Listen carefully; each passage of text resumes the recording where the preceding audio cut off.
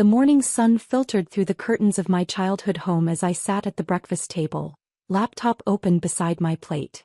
My father's disappointed sigh cut through the peaceful silence before he even spoke. 28 years old and still working in pajamas, Dad muttered, shaking his head as he poured his coffee. His tone carried that familiar mixture of disappointment and contempt I'd grown accustomed to over the past 5 years. When I was your age, I had a corner office, a secretary, business cards with embossed lettering. I took a sip of my orange juice and continued typing an email to my chief operating officer. Everyone works remotely now, Dad. It's efficient. Efficient. He practically spat the word. That's what failures call unemployment these days. Remote work. Freelancing. All fancy terms for can't hold down a real job. My mother entered the kitchen, already dressed in her tennis whites despite the early hour. Her eyes landed on me with immediate disdain. Sweetheart, you're still here? I thought you had, whatever it is you do. I work from here sometimes, I said quietly. My schedule is flexible. Mom exchanged a knowing look with Dad. Flexible schedule. That's another one of those phrases, isn't it? Like when people say they're between opportunities or exploring their options. I'm doing fine, Mom. Fine. She laughed, the sound sharp and cold. Your brother Michael just made partner at his law firm. Your sister Jennifer is chief surgeon at Presbyterian Hospital. And you're fine. Working from your childhood bedroom on whatever internet thing you're pretending is a career. I closed my laptop gently. It's actually going very well. Is it? Dad leaned back in his chair, arms crossed. Then why are you living in our house? Why don't you have an office building with your name on it? Why have we never seen a business card, a company logo, anything that proves this isn't just some elaborate excuse to avoid growing up? I travel a lot for work, I explained, keeping my voice even. It doesn't make sense to maintain a permanent residence when I'm rarely in one place for more than a few weeks. Travel. Mom's laugh was even sharper this time. What kind of business travel doesn't involve hotels? Real executives stay at the Four Seasons, the Ritz-Carlton. They don't crash in their parents' guest room between business trips. The doorbell rang, interrupting her monologue. Dad frowned at the interruption to his morning routine. That'll be the newspaper delivery, he said, rising from his chair. At least some people still maintain traditional business practices. The Wall Street Journal, delivered to my door every morning at 7:30. That's consistency. That's professionalism. He disappeared into the hallway. I heard the door open, a brief exchange of pleasantries with the delivery person, then silence. A long, heavy silence that seemed to stretch for minutes rather than seconds. When Dad returned to the kitchen, his face had gone pale. He carried the newspaper in both hands, holding it away from his body as if it might explode. His eyes moved from the front page to my face, then back to the paper, then to me again. What's wrong? Mom asked, her tone shifting from mockery to concern. Harold, you look like you've seen a ghost. Dad opened his mouth, closed it, opened it again. No words came out. I continued buttering my toast, keeping my expression neutral. I'd known the article was publishing today. My publicist had sent me the advance copy 3 days ago. I'd chosen not to mention it, preferring to let the news break naturally rather than try to explain something my parents wouldn't believe anyway. Harold, you're scaring me, Mom said, moving to his side. She looked at the newspaper and the blood drained from her face too. That's not. The 30 under 30 who changed everything, Dad read aloud, his voice barely a whisper. Front page. Wall Street Journal. And the main photo is. He couldn't finish the sentence. Mom snatched the paper from his hands. Her fingers trembled as she held it up, comparing the professional headshot on the front page to my face across the breakfast table. Back and forth as if she couldn't quite believe her own eyes. Alexandra Chin, 28, took a failing logistics company and transformed it into the fastest-growing supply chain technology firm in North America. Mom read, her voice gaining strength with each word of denial. Her revolutionary AI-driven platform now serves 400 of the Fortune 500 companies, processing over $2 billion in shipments annually. Chen's net worth is estimated at $1.2 billion, making her the youngest self-made female billionaire in United States history. The kitchen fell silent except for the humming of the refrigerator. I took a bite of my toast and chewed slowly, This is a joke, Dad finally said. Someone's playing a prank. They photoshopped your face onto. It's the Wall Street Journal, I said quietly. They don't photoshop their front page stories. Mom's hands were shaking so badly she had to set the paper down on the table. But you told us you worked in logistics. We thought you meant you drove a delivery truck or worked in a warehouse. I do work in logistics, I confirmed. I just never specified my role. Your role, Dad repeated, the word barely audible. He sank back into his chair. The article says you have 12,000 employees. Offices in 40 countries. A fleet of autonomous vehicles that's disrupting the entire transportation industry. I nodded. 14,000 employees now, actually. We just opened 3 new regional headquarters last month. Singapore, Dubai, and Sao Paulo. But Mom gestured helplessly at my laptop, my casual clothes, the breakfast table. You're here. In our house. Eating toast. I told you I travel constantly, I said. I stay here between board meetings and investor presentations because it's easier than maintaining an empty apartment. Plus, the guest room has good Wi-Fi. Dad's phone buzzed. Then buzzed again. And again. Within seconds, it was vibrating continuously with incoming notifications. He picked it up with trembling hands, his face going from pale to gray. They're all calling, he whispered. Everyone from the club. The partners from my firm. Your Uncle Richard. Everyone's seen the paper. He looked at me with something between horror and disbelief. They're asking why I never mentioned that my daughter was a billionaire? I supplied helpfully. Probably because you never asked what I actually did. You just assumed. Mom's phone started buzzing too. She stared at it like it was a live snake. It's Jennifer. And Michael. And your Aunt Susan. And, oh God, it's the president of my book club. She looked up at me with wild eyes. What do I tell them? The truth. I suggested. That you didn't know. Didn't know, Dad repeated numbly. Our daughter is on the front page of the Wall Street Journal and we didn't know. The doorbell rang again. Through the front window I could see a white van with a satellite dish mounted on top. A news crew was setting up cameras on the lawn. That would be Bloomberg, I said, checking my phone. My PR team said they'd want a follow-up interview for their evening segment. I can ask them to come back later if this is a bad time. Bloomberg News is here, Mom said faintly. At our house. For you. A young woman with a clipboard appeared at the kitchen window, peering in. She waved enthusiastically when she saw me. I waved back. That's Rachel from Forbes, I explained. They're doing a cover story for next month's issue. The Reluctant Billionaire. Or something like that. My publicist thought the whole living with my parents angle would humanize me. Humanize you, Dad echoed. He seemed to be stuck in a loop, repeating phrases without fully processing them. My phone rang. I glanced at the caller ID and answered. Hi, Margaret. As I saw it. The Journal did a great job with the photo. I listened for a moment. Sure, I can do CNN at 4. And yes, I'll wear the navy suit, not the gray one. Another pause. Tell Jim at the Times that I'll give him 30 minutes tomorrow morning, but I want editorial approval on any quotes about my family. I glanced meaningfully at my parents. Some things should stay private. I ended the call to find both my parents staring at me as if I'd grown a second head. That was my publicist, I said unnecessarily. Today's going to be busy. I have 3 television interviews, 2 radio spots, and a live-streamed Q&A with Harvard Business School students. Oh, and the Secretary of Commerce wants to have lunch next week to discuss supply chain resilience and national security. I should probably take that meeting. The Secretary of Commerce, Mom whispered.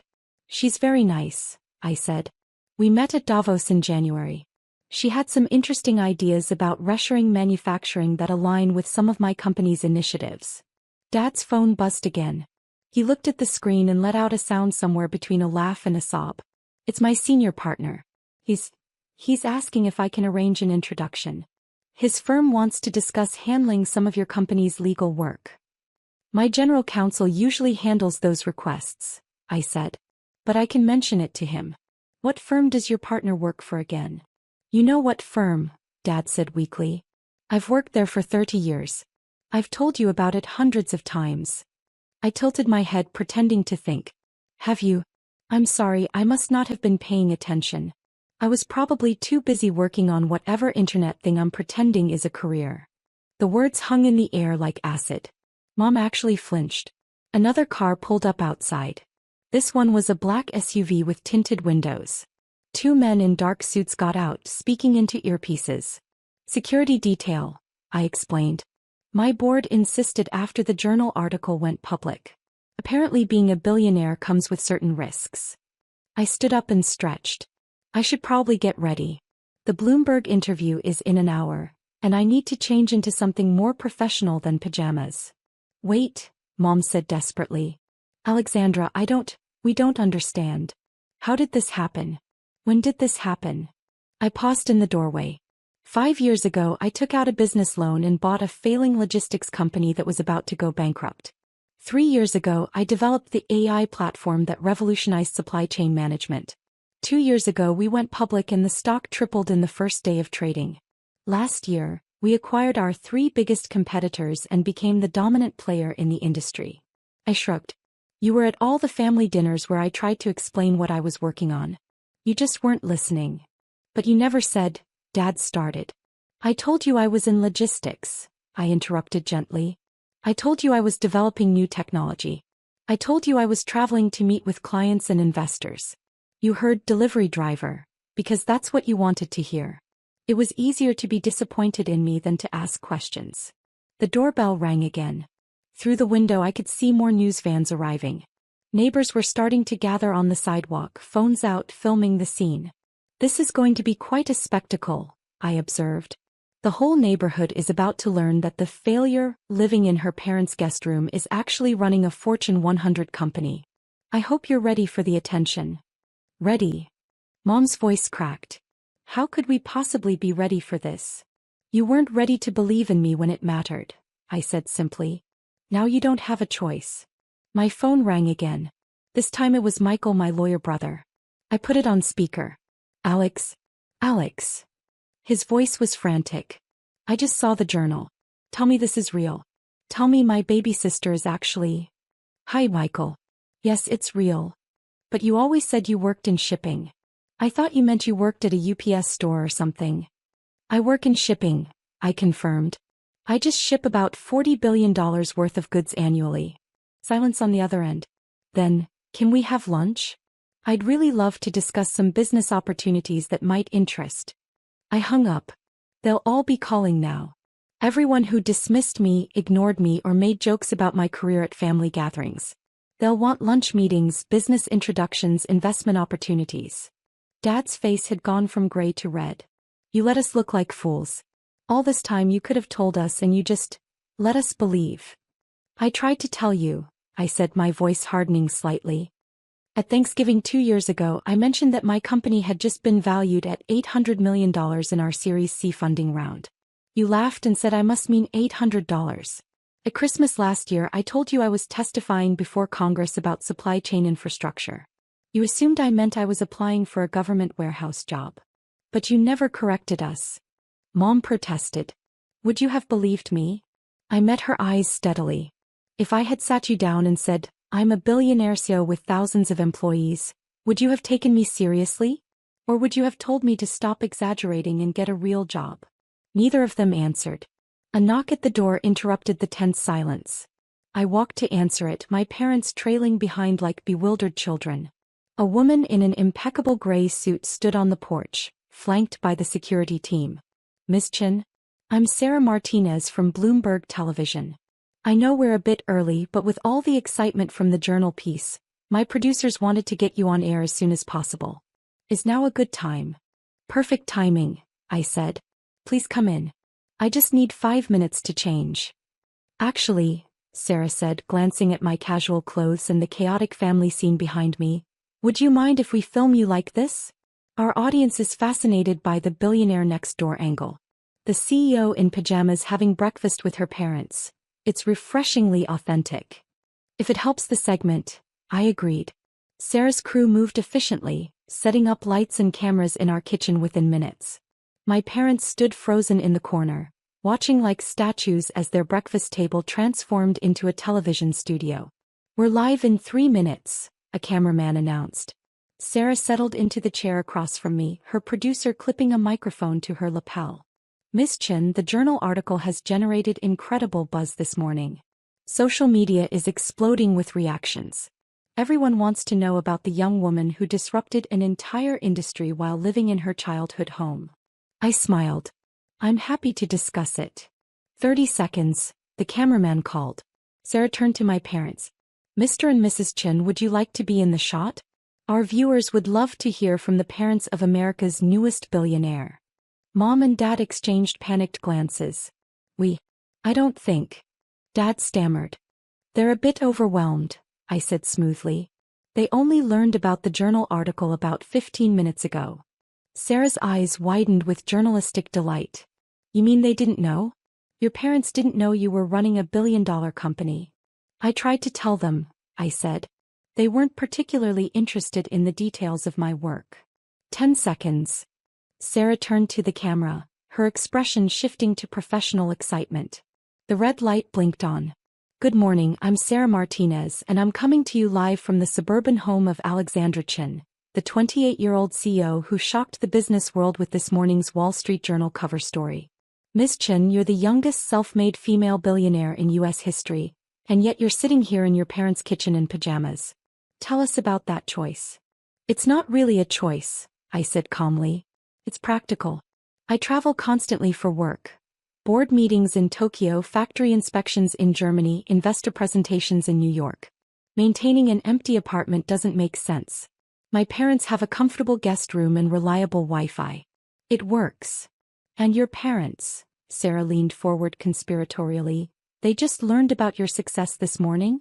They knew I worked in logistics, I said carefully. We may have had different interpretations of what that meant. Behind the camera, Dad had gone pale again. Mom covered her face with her hands. The journal article describes you as ruthlessly efficient and strategically brilliant, Sarah continued. Your company's AI platform has revolutionized supply chain management for Fortune 500 companies. How does someone so young achieve that level of success? Hard work, I said simply. Long hours. Surrounding yourself with talented people. And perhaps most importantly, not caring what other people think of your choices. Speaking of choices, Sarah said, you've been remarkably private until now. No social media presence, no previous interviews, no public appearances at industry events. Why reveal yourself now? The company went through a major acquisition last month, I explained. We're now the third largest logistics firm in the world. That kind of growth attracts attention whether you want it or not. My board felt it was time to put a face to the name, to tell our story before someone else told it incorrectly. My phone buzzed on the table. The screen showed Jennifer calling. Then Uncle Richard. Then 3 unknown numbers in rapid succession. Sarah noticed. Looks like you're in demand this morning. It's been an interesting few hours, I agreed. Your parents are standing right there, Sarah said, glancing off camera. Would they like to say anything? Mr. and Mrs. Chen, how does it feel to learn your daughter is a billionaire? The camera swung to capture my parents. Dad's mouth opened and closed silently. Mom looked like she might faint. They're processing, I said diplomatically. It's a lot of information to absorb before breakfast. Sarah laughed. I can imagine. Miss Chen, what's next for you and your company? We're expanding into autonomous delivery vehicles, I said. We've already deployed 3,000 self-driving trucks across North America. By next year that number will be 20,000. We're also developing drone delivery systems for rural areas and exploring opportunities in space logistics. Space logistics?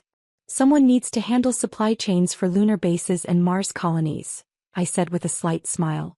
Why not us? The interview continued for another 20 minutes. Sarah asked about my education, my business philosophy, my plans for the future. I answered each question calmly and professionally while my parents stood frozen in the background, occasional visible in shots when the camera panned wide. When we finally finished, Sarah shook my hand enthusiastically. This was fantastic. You're going to be everywhere by tonight. Every major network will want an interview. Are you prepared for that level of attention? My publicist is, I said. She's been preparing for this moment for 6 months. As the crew packed up their equipment, more cars arrived outside. I recognized the logos. CNN, CNBC, Fox Business, even a crew from a major morning show. The circus has arrived, I observed. Sarah followed my gaze. You're the hottest story in America right now. The mysterious billionaire who lived in obscurity. Everyone wants a piece of this narrative. They can wait their turn, I said. I need to shower and change into actual business attire before the next interview. I left my parents standing in the kitchen, still surrounded by camera equipment and bewildered expressions, and went upstairs. In my room, my childhood room with its outdated paint and old tennis trophies, I pulled out one of the designer suits I kept in the closet for important meetings. My phone rang. Margaret, my publicist. You're viral, she said without preamble. The Bloomberg clip is already trending on every platform. #PajamasBillionaire is the #1 hashtag worldwide. The journal article has been shared over 2 million times. This is beyond anything we anticipated. Good, I said. That was the goal, wasn't it? Maximum impact. Your parents really didn't know? They didn't want to know, I corrected. There's a difference. The human interest angle is gold, Margaret said. CNN wants you for their primetime slot. The Today Show wants you tomorrow morning. Forbes is moving your cover story up to next week instead of next month. And, this is big, 60 Minutes wants to do a full profile piece. Set it all up, I said. I'll do whatever's necessary. How are you holding up? This kind of sudden exposure can be overwhelming. I looked at myself in the mirror. Same face I'd always had. Same person. Just dressed differently. I'm fine, I said. I've been building toward this for 5 years. I'm ready. When I came back downstairs in my navy suit and professional makeup, the scene in the kitchen had evolved into controlled chaos. My parents sat at the table surrounded by their phones which wouldn't stop ringing. News crews filled the front yard. Neighbors had gathered on the sidewalk, some holding signs that said things like, "We always knew," and "Neighborhood Pride." That's ironic, I muttered, eyeing the signs. Mrs. Patterson told me just last week that I should stop mooching off my parents and get a real job. Dad overheard. Everyone's saying they always believed in you. Everyone's claiming they saw your potential. People revise history when it's convenient, I said. The same people who mocked me yesterday are celebrating me today. That's human nature. I don't know what to say to them, Mom said quietly. Her earlier hostility had transformed into something closer to shock. Your Aunt Susan called. She's telling everyone she always knew you were destined for greatness. But last month she told me I should be firmer with you about finding a husband and settling down. Then don't say anything, I suggested. Let them think whatever they want. A knock at the door revealed my executive assistant, Marcus, looking harried but efficient. Miss Chen, your car is here. CNN is ready whenever you are. After that you have CNBC at 2, Fox Business at 4, and a conference call with the Tokyo office at 7 their time. Also, the governor's office called. They want to present you with some kind of business achievement award next month. Add it to the calendar, I said. Let's go. I moved toward the door, then paused. My parents were still sitting at the table, looking lost and small in a way I'd never seen before. You can watch the interviews, I said. CNN will be streaming live at noon. Maybe you'll learn something about your daughter. Alexandra, Dad said, his voice cracking. We're. Don't, I interrupted gently. Don't apologize now because it's expedient. Don't pretend you believed in me all along. Just watch the interviews. Learn who I actually am. Maybe someday we can have an honest conversation about it. I walked out into the bright morning sun, where 3 black SUVs waited. Security personnel opened doors. Cameras flashed. Reporters shouted questions. Miss Chen, how does it feel to be famous? Miss Chen, what would you say to young women who want to follow in your footsteps? Miss Chen, is it true you're worth more than some country's GDP? I paused at the car door and turned to face the cameras. Behind me I could see my parents standing in the doorway of their house, watching. Small figures growing smaller. I'd say this, I told the reporters clearly. Success doesn't look like what people expect. It doesn't require an expensive office or a corner suite. It doesn't need their approval or their understanding. It just needs your dedication and your refusal to let anyone else define your worth. I got into the car. As we pulled away I looked back one last time. My father was holding the Wall Street Journal, staring at my photo on the front page. My mother was on her phone, probably fielding another call from someone who suddenly wanted to reconnect. The house grew smaller in the distance, just another suburban home on a tree-lined street. Nothing about it suggested that a billionaire had been living in the guest room, eating toast at the breakfast table, quietly building an empire while her family called her a failure. My phone buzzed with a text from Jennifer. "We need to talk." I had no idea. "I'm so sorry." Another from Michael. "Seriously, lunch? I want to hear everything. Can't believe we didn't know." And one from Uncle Richard. "Always knew you were special, kiddo. So proud." I deleted them all without responding. Marcus turned from the front seat. "CNN is very excited. They're calling this one of the biggest business stories of the year. The invisible billionaire angle is resonating with people." "Good," I said, opening my laptop to review my talking points. "Let's make sure we stay on message. This isn't about my family's reaction. This is about the company, our innovations, and our vision for the future of global logistics." "Understood. Though I have to say," Marcus added with a small smile, "the part where your parents didn't know, that's the part everyone's going to remember." He was right, of course. By the time we reached the CNN studios in Manhattan, "Billionaire's parents didn't know" was trending worldwide. Memes were already circulating. Late-night comedians were writing jokes. The internet had latched onto the delicious irony of parents dismissing their daughter's career, only to discover she was running a Fortune 100 company. The CNN interview went smoothly. Then CNBC. Then Fox Business. Each one asked the same questions in different ways, and I gave the same answers with slight variations. Yes, my parents were surprised. No, I didn't hold it against them. Yes, I understood why people found the story compelling. By 6 p.m. I was exhausted.